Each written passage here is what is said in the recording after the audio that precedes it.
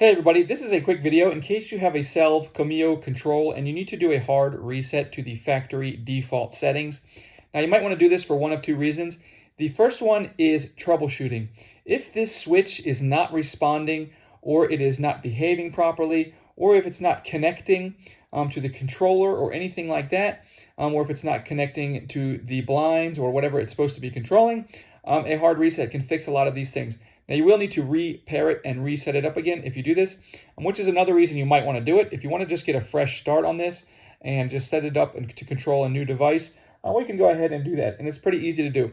The first thing you need to do is you got to have power to the switch. You're going to come in and press and hold the stop middle button for 6 seconds. After those 6 seconds, you'll see this light will begin to blink blue, indicating that the switch has been put into maintenance mode.